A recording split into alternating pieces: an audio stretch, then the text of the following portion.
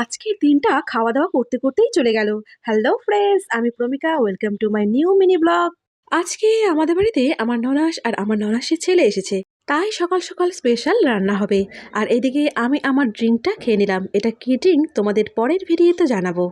পর পাস্তাটা tasty, tasty করে রান্না করে আমরা সবাই মিলে একসাথে বসে মজা করে খেলাম গল্প করতে, করতে।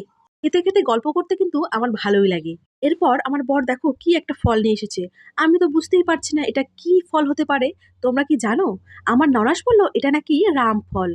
তারপর ভালো করে দেখলাম। এই ফলটা আমি মোবাইলে অনেকবার দেখেছি চাইনিজ বা নেপালিরা খেতে। সাথে একটা আমও নিয়ে এসেছিল। তাই ভাবলাম ফলগুলো কেটে খেয়ে নিই। আমটা তো প্রচুর টক ছিল। কিন্তু রামফলটা ছিল দারুণ মিষ্টি। একেবারে চিনির থেকেও মিষ্টি। এরপর আমার বর বাজার থেকে দেখি বড়, বড় সাইজের চিংড়ি মাছ নিয়ে আসলো।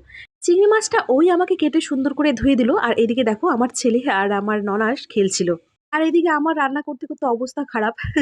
এরপর আমার ছোট ননাসও চলে আসলো ভাগনাকে নিয়ে। তারপর জমিয়ে ননদ বৌদিতে মিলে গল্প করলাম। আর ভাগনাদের খেতেও দিয়ে দিলাম। সবাই মিলে একসাথে গল্প, মজা, আড্ডা কিন্তু দারুণ মজা হয়েছিল আজকে।